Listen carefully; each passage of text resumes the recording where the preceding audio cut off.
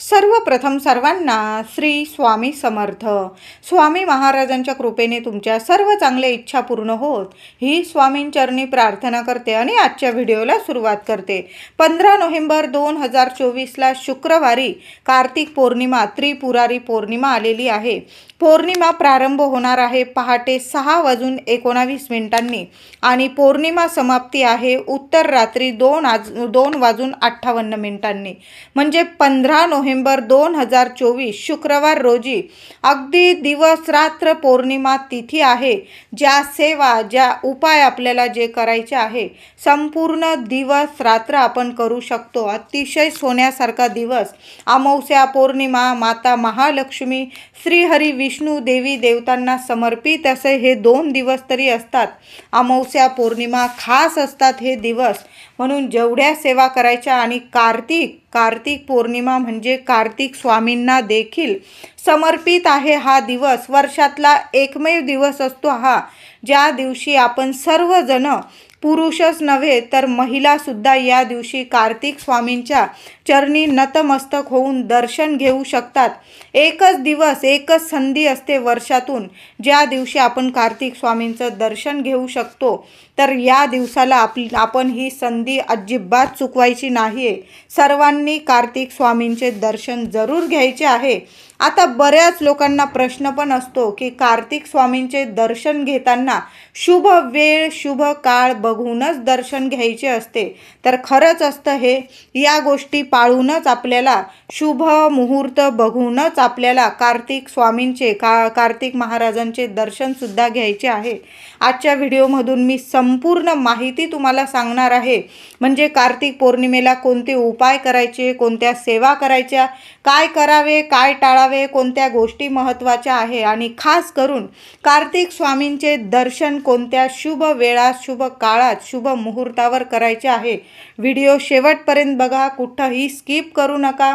चॅनलवर नवीन असाल कृपया नक्की चॅनलला सबस्क्राईब करा. कमेंटमध्ये जरूर लिहा ओम नमः शिवाय, कारण त्रिपुरारी पौर्णिमा ही महादेवांना समर्पित आहे.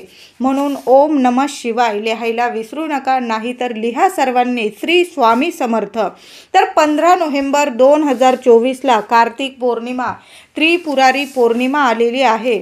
पौर्णिमेला कार्तिक स्वामींचे दर्शन आपल्याला खूप शुभ मुहूर्त बघूनच करायचं आहे. चुकून सुद्धा काही वेळा आपण जातो मंदिरात आणि दर्शन घेऊन घेतो, तर तसं नाही. शुभ मुहूर्त बघून आपण दर्शन घेतलं तर 100% लाभ होतात, धन लाभ होतात. आपल्याला सुख ऐश्वर्य आरोग्य आपल्याला प्राप्त करून देतात कार्तिक स्वामी. वर्षातला हा एकमेव दिवस ज्या दिवशी महिला पुरुष सर्वजण कार्तिक स्वामींचे दर्शन घ्यायला जात असतात. अगदी लांबून लांबून लोक स्वामींच्या दर्शनाला जातात. आता स्वामींच्या दर्शनाला म्हणजे कार्तिक स्वामींच्या दर्शनाला बरोबर जाताना काही वस्तूसुद्धा आपल्याला घेऊन जायच्या आहे, ज्या स्वामींना कार्तिक स्वामींना खूप प्रिय आहे. तर आठवणीने आपल्याला मोरपीस 2 मोरपीस नक्की घेऊन जायचे आहे. मोरपीस नक्की घेऊन जा. जी व्यक्ती मोरपीस नाही घेऊन जाणार त्या व्यक्तीचं मी म्हणेल दर्शन अपूर्ण आहे. म्हणून 2 मोरपीस तुम्हाला जास्त न्यायचे असतील तुम्ही नेऊ शकता. किमान 2 मोरपीस तर नक्कीच घेऊन जायचं आहे. स्वामींचे वाहन मोर असल्याने या दिवशी कार्तिक स्वामी दर्शनास मोरपीस खूप चमत्कारिक फायदे करून देतात आपल्याला. कार्तिक स्वामींचे पूजन करून दर्शन घेऊन दोन्ही मोरपीस स्वामींच्या चरणी ठेवायचे आहे आणि छान नतमस्तक होऊन शांतपणे, तिथं गर्दी तर असणारच. या दिवशी सर्वजण कार्तिक स्वामींचे वर्षातून एकमेव दिवस, त्या दिवशी सर्वच जण कार्तिक स्वामींच्या दर्शनाला जाणार. म्हणून जेवढा वेळ मिळेल ना तिथं शांत चित्ताने, काही मागत बसू नका, फक्त शांत चित्ताने स्वामींचं दर्शन घ्यायचं आहे कार्तिक स्वामींचं आणि नमस्कार करायचा आहे, प्रार्थना करायची आहे आणि 2 मोरपीस तिथं स्वामींच्या चरणी ठेवायचे आहे. आणि दर्शन घेऊन बाहेर पडताना स्वामींच्या कार्तिक स्वामींच्या पायाजवळील चरणाजवळील त्यातील 1 मोरपीस घरी घेऊन यायचा आहे. चुकून सुद्धा आपला मोरपीस, म्हणजे आता तुम्ही 2 मोरपीस ठेवले आणि मग तुम्हाला त्यातलाच पाहिजे असं नाही. तुम्ही 2 मोरपीस ठेवा आणि इतरांनी जरी कुठला मोरपीस ठेवले त्यांच्या हातातले, तुमच्या हातात जो मोरपीस येईल, कार्तिक स्वामींच्या चरणाजवळील जो मोरपीस तुमच्या हातात येईल तो मोरपीस घरी घेऊन यायचा आहे. कारण सर्वच जण आपल्या म्हणजे स्वामींच्या चरणाशी 2 मोरपीस का ठेवणार, तर कार्तिक स्वामींना मोरपीस खूप प्रिय आहे. जी व्यक्ती स्वामींना मोरपीस अर्पण करते त्या व्यक्तीचे सर्व दुःख संकट सर्व काही नष्ट होतात आणि कार्तिक स्वामींच्या आशीर्वादाने, संपूर्ण शिव कुटुंबाच्या आशीर्वादाने त्या व्यक्तीच्या सर्व मनातील इच्छा पूर्ण होतात. अगदी तुम्ही काही नाही मागितलं ना त्या दिवशी तरीसुद्धा कार्तिक स्वामी तुमची प्रत्येक इच्छा, तुम्ही कितीतरी दिवसांपासून ती इच्छा पूर्ण होण्यासाठी अगदी आटापिटा करत आहात की ही इच्छा माझी पूर्ण व्हावी, ती इच्छासुद्धा कार्तिक स्वामी तुम्ही न मागता सुद्धा तुमची पूर्ण करणार आहेत. म्हणून कार्तिक स्वामींच्या चरणी 2 मोरपीस ठेवायचे, हात जोडा, नमस्कार करा आणि प्रार्थना करून घरी येताना जो मोरपीस आपल्या हातात येईल ना तो घरी घेऊन यायचा आहे. मग मी हाच ठेवला आणि मग मला तोच मोरपीस पाहिजे असा अट्टाहास करू नका. मंदिरात गर्दी असेल तर जो मोरपीस आपल्याला, जो आशीर्वाद स्वरूप मोरपीस आपल्या हातात येईल, कार्तिक स्वामींच्या दर्शनाला गेल्यावर चरणाजवळून जो मोरपीस हातात येईल तो घरी घेऊन यायचा आहे. अगदी सोन्यासारखा अनुभव देणारा हा दिवस असतो. हा मोरपीस नक्की घरी घेऊन यायचा आहे. आपल्याला तो मोरपीस घरी घेऊन यायचा आहे आणि देवघरात ठेवायचा आहे.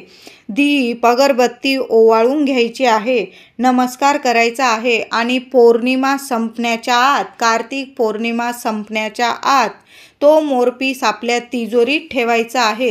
किंवा तुम्हाला वर्षभर सांभाळून देवघरात ठेवायचा असेल तुम्ही ठेवू शकता. देवघरात सुद्धा मोरपीस ठेवणं खूप शुभ ठरतं. पण तुमच्या तिजोरीत जर नीट सांभाळून ठेवलं तर वर्षभर तुमच्या घरात धन धान्य पैसा सुख ऐश्वर वैभव कशाला कमी पडणार नाही. अखंड लक्ष्मी वास करेल तुमच्या घरात. म्हणून नीट तो मोरपीस सांभाळून ठेवायचा आहे. असाच कुठं पण टाकून देऊ नका. साक्षात कार्तिक स्वामींचा तो आशीर्वाद आहे म्हणून तो मोरपीस नक्की आपल्या तिजोरीत ठेवायचा आहे. तुम्ही देवघरात सुद्धा ठेवू शकता किंवा तुमच्या मुलांच्या अभ्यासाच्या खोलीत तुम्हाला तो मोरपीस लावायचा असेल तर तुम्ही तसंही एखाद्या भिंतीवर, उत्तर भिंतीवर किंवा दक्षिण भिंतीला जरी कार्तिक स्वामींचा आशीर्वाद हा मोरपीस लावला तरीही चालेल.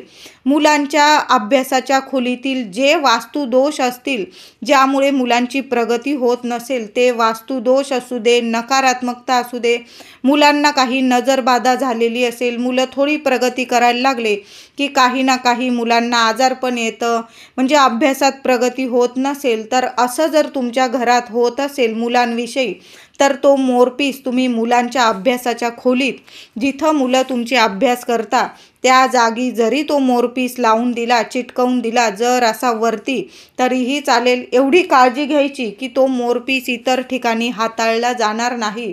वर्षभर तो मोरपीस नीट सांभाळायचा आहे आपल्याला. कार्तिक स्वामींचा आशीर्वाद आहे.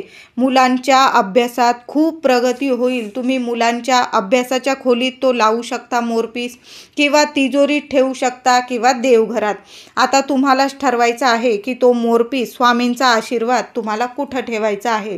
त्याचबरोबर आपल्याला 10 रुपयाची नोटसुद्धा, स्वामींच्या दर्शनाला तुम्ही मंदिरात गेला तर 2 मोरपीस तर आठवणीने घेऊन जायचे आहे. त्याचबरोबर मोरपीस नेताना पण चांगले बघून घ्यायचे आहे. तुटलेले वगैरे मोरपीस नेऊ नका. आपण वर्षातून एकदाच स्वामींचं दर्शन घेणार आहोत. मोरपीस चांगले बघून घ्यायचे आहे. घरातले खूप अडगळीत पडलेले आहे आणि तेच मोरपीस तुम्ही घेऊन गेला असं करू नका.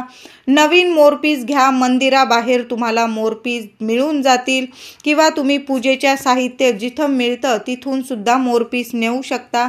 चांगले मोरपीस न्या आणि त्याबरोबर 10 रुपयाची नोटसुद्धा तुम्हाला स्वामींच्या चरणी तुम्ही नतमस्तक होताना नुसती स्वामींच्या चरणी ती 10 रुपयाची नोट स्पर्श करून घ्यायचा आहे, चरणाशी लावून घ्यायची आहे आणि ती नोट आपल्या पर्समध्ये किंवा तिजोरीत स्वामींचा आशीर्वाद म्हणून ती नोट सांभाळून ठेवायची आहे. कुठंही खर्च करू नका. खूप खूप शुभ लाभ होतील तुम्हाला. पैसा, धन, धान्य, वैभव, ऐश्वर्य, अखंड लक्ष्मी वास करेल. हा 10 रुपयाचा खूप सुंदर अनुभव देणारा उपाय आहे. 10 रुपयाची नोट कार्तिक स्वामींच्या दर्शनाला गेल्यावर स्वामींच्या चरणाशी लावून घरी आणायची आहे आणि तिजोरीत ठेवा किंवा तुमच्या पर्समध्ये फक्त सांभाळून ठेवायचे आहे. त्याचबरोबर कार्तिक पौर्णिमेला काही उपायसुद्धा आपल्याला करायचे असतात. कार्तिक पौर्णिमेला अष्टगंध घ्यायचा आहे. त्यात थोडंसं गुलाबजल टाकून घ्यायचं आहे. अष्टगंध थोडं ओलं करून घ्यायचं. एक स्वस्तिक तुम्हाला मुख्य दारावर काढायचं आहे. त्यानंतर तुम्हाला एक स्वस्तिक तुमची देवघराची भिंत असेल तिथं काढायचं आहे. एक स्वस्तिक तुम्हाला उत्तर भिंतीवर काढायचं आहे. एक स्वस्तिक तुम्हाला कपाटावर जिथं तुम्ही पैसा वगैरे ठेवतात तिथं काढायचं आहे.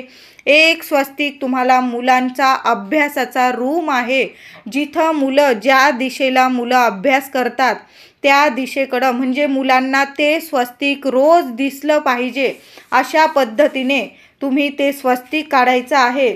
अतिशय सुंदर अनुभव देणारे हे उपाय आहे. कार्तिक पौर्णिमेला महिलांनो नक्की करायचं आहे. तुम्हाला जर हळदी कुंकू ओलं करून स्वस्तिक काढायचं असेल तुम्ही तसंही काढू शकता, पण अष्टगंधात गुलाबजल टाकून स्वस्तिक काढून बघा. ह्या दिवशी शुभ लाभ देणारे हे स्वस्तिक ठरतील. तुम्हीच म्हणाल 24 तासाच्या आत तुमच्या घरात आनंदाच्या बातम्या यायला सुरुवात होतील. अगदी अडलेली खूप अडचणी येत असतील कामात, ते कामंसुद्धा तुमचे अचानक पूर्ण व्हायला लागतील. असे हे शुभ लाभ देणारे हे स्वस्तिक नक्की काढायचं. एक स्वस्तिक मुख्य दारावर काढायचं. एक स्वस्तिक देवघराच्या भिंतीवर, एक उत्तर भिंतीवर, एक कपाटावर पैसे ठेवतो तिथं आणि एक मुलांच्या अभ्यासाच्या रूममध्ये अवश्य काढा. चांगले अनुभव आल्याशिवाय राहणार नाही. त्याचबरोबर आपण जे गुलाबजल टाकतो स्वस्तिक काढताना, यामुळे माता लक्ष्मी प्रसन्न आणि आकर्षित होते आणि घरात अखंड वास करते. म्हणून कार्तिक पौर्णिमेला महिलांनो सकाळी सकाळी आंघोळीनंतर आंघोळीच्या पाण्यातसुद्धा अतिशय प्रभावी एक वस्तू टाकायची आहे तुम्हाला. ती म्हणजे तुम्हाला तुरटी टाकून आंघोळ करायची आहे. जी काही नकारात्मकता असेल, मग लहान मूल असो किंवा मोठी माणसं असो, महिला, पुरुष, लहान मुलं, सर्वांच्या पाण्यात तुम्हाला थोडीशी तुरटी टाकून मग आंघोळ करायची आहे. महिलांनो जरूर हा उपाय करा. थोडंसं खडं मीठ टाकायचं असेल ते सुद्धा टाकू शकता आणि थोडीशी तुरटी जरूर पाण्यात टाकून आंघोळ करा. कितीही नकारात्मकता असू दे, तुम्हाला शारीरिक, मानसिक कसलाही त्रास असू दे, संपूर्ण नष्ट होईल आणि तुमच्या आजूबाजू आणि तुमच्या मनात सुद्धा सकारात्मकता तयार होईल. अगदी अनुभव देणारे हे उपाय आहे, म्हणून नक्की करायचं आहे. आर्थिक अडचणी असतील त्यासुद्धा दूर होतील असे हे उपाय आहे. म्हणून कार्तिक पौर्णिमेला महिलांनो आंघोळीच्या पाण्यातसुद्धा या वस्तू टाका आणि मग आंघोळ करा. आपल्या घरात मी तुम्हाला सांगितलं 4-5 ठिकाणी अष्टगंध आणि गुलाबजलाने स्वस्तिक काढायचं आहे. उंबरठ्यावर हळदीचं लेपन करा. आंब्याची पानं असतील तुमच्याकडं, आंब्याच्या पानांचं छान असं आपल्या दाराला झेंडूची फुलं घालून तोरण बनवायचं आहे आणि तोरणसुद्धा आपल्या दाराला अवश्य लावायचं आहे. लहानशी रांगोळी काढा दाराशी. छान अनुभव देणारे हे छोटे छोटे उपाय आपल्या घरात सुख शांती खेचून आणतात, लक्ष्मी खेचून आणतात, आकर्षित करतात. म्हणून हे उपाय अवश्य करा महिलांनो. या दिवशी माता लक्ष्मीसह श्रीहरी विष्णूंची सुद्धा आपल्याला सेवा करायची आहे. लक्ष्मी पूजनाच्या दिवशी काही सेवा राहून गेली असेल तर कार्तिक पौर्णिमेला करावी, अवश्य करावी. हजारो पटीने फळ मिळते. माता लक्ष्मी, श्री नारायण अवश्य प्रसन्न होतात. या दिवशी आपल्याला महालक्ष्मी अष्टकाचा 16 वेळा पाठ करायचा आहे।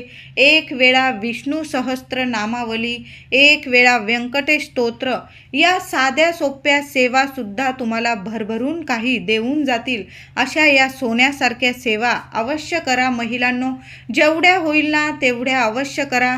यूट्यूबवर तुम्ही लावून दिलं विष्णू सहस्त्र नामावली तरीही चालेल। संपूर्ण दिवस रात्रभर पौर्णिमा तिथी आहे, तुम्हाला जेव्हा वेळ मिळेल शांत चित्ताने जेव्हा ऐकायला वेळ मिळेल तुम्हाला, तुमची कामं वगैरे झाली की मग सकाळी किंवा संध्याकाळी यूट्यूबवर लावून द्या आणि शब्द आपल्या कानावर हृदयापर्यंत जरूर पोहोचू द्या। संपूर्ण घरात हा आवाज गेला पाहिजे, अशा स्वरात तो आवाज आपल्या घरात आला पाहिजे, अशा स्वरात नक्की यूट्यूबवर लावून द्या आणि नक्की ऐका। 1 वेळा तरी विष्णू सहस्त्र नामावली, 1 वेळा व्यंकटेश स्तोत्र आणि 16 वेळा महालक्ष्मी अष्टकाचा पाठ या दिवशी अवश्य करायचा आहे। कार्तिक पौर्णिमा आहे, महालक्ष्मी श्रीयंत्रावर तुम्हाला कुंकुमार्जन नक्की करायचं आहे महिलांनो। 11 वेळा करा, 21 वेळा करा किंवा 101 वेळा करा, नक्की कुंकुमार्जन करायचं आहे। ओम श्रीम नमः, ओम श्रीम नमः बोलत बोलत तुम्हाला देवीच्या पायापासून डोक्यापर्यंत कुंकुमार्जन करायचं आहे। अगदी साधी सोपी सेवा आहे, नक्की करा। सकाळी करा, संध्याकाळी करा। दिवस रात्र पौर्णिमा आहे, अतिशय सोन्यासारखा दिवस। लक्ष्मी पूजनाला काही सेवा राहून गेलेल्या असतील, अवश्य या दिवशी पूर्ण करायच्या आहे। ज्या माता लक्ष्मीच्या तुम्हाला सेवा आवडतात ना, अवश्य करा। कुलदेवीच्या सुद्धा तुमच्याकडं कुलदेवी आईचा टाक असेल, कुंकुमार्जन करा। कुलदेवी आईची काही सेवा राहून गेलेली असेल ती सुद्धा या दिवशी करू शकता। त्रिपुरारी पौर्णिमा अतिशय सोन्यासारखा दिवस आहे आणि शुक्रवार आलेला आहे। माता लक्ष्मीची सेवा अवश्य करा, सोन्यासारखं फळ देऊन जाणारा हा दिवस आहे। त्याचबरोबर या दिवशी आपण कार्तिक स्वामींचं दर्शन तर करणारच आहोत। दर्शन घेऊन आल्याबरोबर किंवा तुम्ही आधी जरी महादेवांच्या मंदिरात जाऊन पंचोपचार पूजा करायची आहे आणि 750 त्रिपुराच्या वाती शिवशंकरांसमोर जाळायच्या आहे, प्रज्वलित करायच्या आहे। 750 वाती तुम्ही घरी तयार करा किंवा विकत तुम्हाला पूजा भांडार दुकानात तुम्हाला मिळून जातील। त्या गाईच्या तुपात भिजवून घ्यायच्या आहे, आधी अर्धा तास तरी आधी त्या गाईच्या तुपात भिजवून घ्या। तेलात लावायच्या नाही, गाईच्या तुपातच आपल्याला 750 वाती त्रिपुरारी वाती ह्या तुपातच लावायच्या असतात। तेलात जाळू नका। तुमची परंपरा असेल तेलात जाळत असाल तुम्ही जाळू शकता, पण तुपात जाळणं पण शुभ ठरतं। तर मंदिरात नाही जमलं तर तुम्ही घरात देवासमोर सुद्धा ही सेवा करू शकता, घरात सुद्धा बसून या वाती जाळू शकता। ओम नमः शिवाय मंत्र जपत राहा आणि तुम्हाला या दिवशी त्रिपुरारी पौर्णिमेला 750 वाती तुम्ही घरी जाळा किंवा मंदिरात। तुम्हाला शिवलीलामृतातील 11वा अध्याय जरूर पठण करायचा आहे। संध्याकाळी प्रदोष काळात आपल्याला ही सेवा करायची आहे, नक्की करायची आहे। प्रदोष काळातच आपल्याला संध्याकाळ नंतर दिवे लागणीलाच आपल्याला मंदिरात जाऊन या 750 वाती जाळायच्या आहे आणि शिवलीलामृतातील 11वा अध्याय आपल्याला प्रदोष काळातच पठण करायचा आहे। आता सर्वांना 750 वाती त्रिपुर वात जाळणं शक्य नसेल, मग अशा वेळी काय करायचं? संपूर्ण 750 वाती जाळण्याचं पुण्य फळ आपल्याला मिळवायचं असेल महिलांनो, तर काय करायचं? आपण एका ताटात 14 दिवे तयार करायचे आहे। जे तुम्ही दिवाळीत दिवे जाळले ना, मातीच्या पंत्या असतील तुमच्याकडं त्या घेतल्या तरीही चालेल। वाती मात्र तुम्हाला नवीन टाकायच्या आहे। दुहेरी वात घ्यायची, तेल टाकायचं आहे। असे 14 दिवे आपण एका ताटात ठेवायचे। ते ताट तेल वगैरे टाकून दिवे नीट तयार करायचे। ते ताट देवघरासमोर ठेवायचं आणि त्या ताटाची म्हणजे दिव्यांची आपण पूजा करायची। हळदी कुंकू अक्षता फूल वाहून पूजा करायची आणि देवांना महादेवांना श्रीहरी विष्णूंना, स्वामींना, माता लक्ष्मीला, आपल्या कुलदेवीला प्रार्थना करायची की मी 750 वाती जाळण्याचं पुण्य फळ माझ्या पदरात मिळू दे, म्हणून मी हे 14 दिवे आज प्रज्वलित करत आहे. आणि ते संपूर्ण 14 दिवे आपण प्रज्वलित करायचं आहे. फक्त काळजी घ्यायची की दिवा दिव्याला लावायचा नाही. एका दिव्याने दुसरा दिवा कधीच लावू नये. म्हणून हे 14 दिवे नीट लावून घ्यायचे आहे. त्यातील एक दिवा उचलायचा, देवघरात ठेवायचा आहे आणि बाकीचे दिवे आपल्या मुख्य दाराशी लावा, खिडकीत लावा, तुळशीजवळ लावा. म्हणजे तुम्हाला खिडकीत, आपल्या गॅलरीत वगैरे जिथं जिथं दिवे लावायचे ना, तुम्ही तिथं लावू शकता. अशा पद्धतीने सुद्धा तुम्ही 750 वाती जाळल्याच्या म्हणजे त्रिपुर वात जाळल्याचं तुम्हाला पुण्य फळ पदरात मिळणार आहे. म्हणून महिलांनो, हे 14 दिवे जरी जाळले ना, तुम्ही प्रज्वलित केले ना तरीही चालेल. सोन्यासारखा अनुभव येईल. त्याचबरोबर महिलांनो, या दिवशी कार्तिक पौर्णिमेला महिलांनी आठवणीने संध्याकाळी गाईच्या शेणीवर गाईच्या शेणीचा लहानसा तुकडा तुपात बुडवून घ्यायचा. त्यावर भीमसेन कापूर जाळायचा. त्यावर 7 लवंग आणि थोडीशी पिवळी मोहरी जाळायची आहे. संपूर्ण घरात हा कापूर धूप फिरवायचा आहे. कळलं असेल, गाईच्या शेणीचा छोटासा तुकडा तुपात बुडवून घ्यायचा आहे. त्यावर भीमसेन कापूर जाळा. भीमसेन नसेल साधा कापूर जाळा. त्याबरोबर 7 लवंग, 7च लवंग घ्यायचे आहे. थोडीशी पिवळी मोहरी घ्यायची आणि संपूर्ण घरात हा कापूर धूप फिरवायचा आहे. खूप सुंदर अनुभव येईल. नकारात्मकता असेल निघून जाईल. घरादाराला कोणाची वाईट नजर लागली असेल, बाहेरील वाईट शक्तींपासून कायम रक्षण होईल. अशा प्रकारे गाईच्या शेणीवर आपल्याला कापूर जाळायचा आहे. कार्तिक पौर्णिमेला प्रत्येक महिलेने गाईच्या शेणीवर हा धूर नक्की करायचा आहे. आता 15 नोव्हेंबर 2024 कार्तिक पौर्णिमा, त्रिपुरारी पौर्णिमा.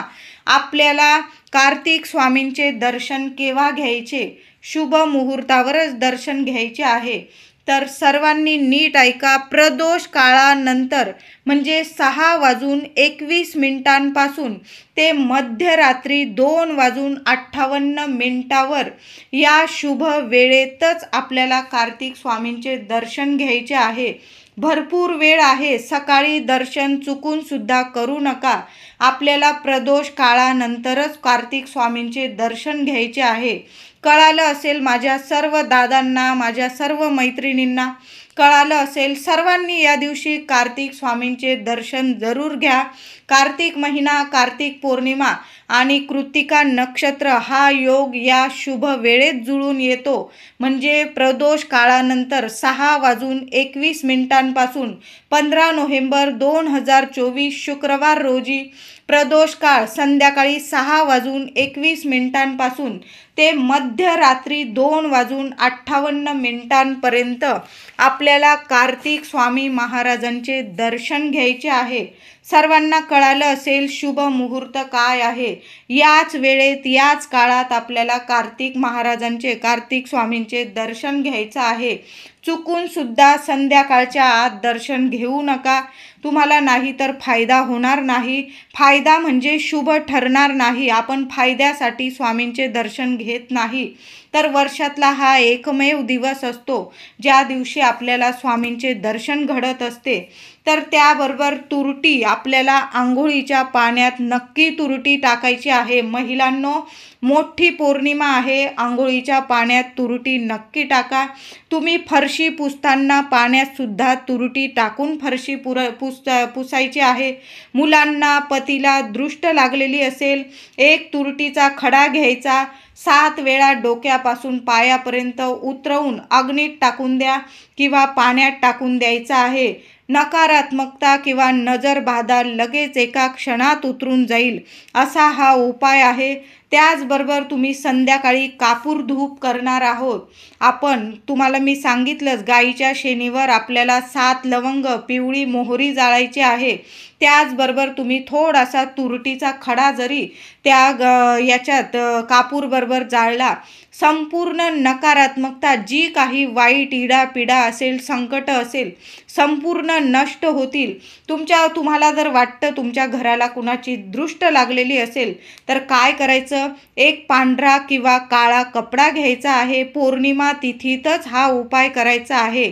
त्यात एक तुरटीचा खडा ठेवा, 5 लवंग ठेवा आणि ती पोटली, ती गाठोडी बांधून आपल्या घराच्या मुख्य दारात वरती आतून बांधून द्यायची आहे. कधीच तुमच्या घराला कुणाची दृष्ट नजर बाधा कधीच लागणार नाही. कोणीच तुमच्या केसाला सुद्धा धक्का लावू शकणार नाही. पौर्णिमा तिथीला हा उपाय नक्की करा महिलांनो. हे 5 तुरटीचे उपाय जरूर करा. आणि तुम्हाला मी कार्तिक स्वामींचे दर्शन कोणत्या शुभ वेळेत करायचं आहे, संपूर्ण माहिती तुम्हाला मिळालीच असेल. नक्की व्हिडिओ आवडला असेल तर लाईक करा, शेअर करा, चॅनलला कृपया सबस्क्राईब करा. धन्यवाद.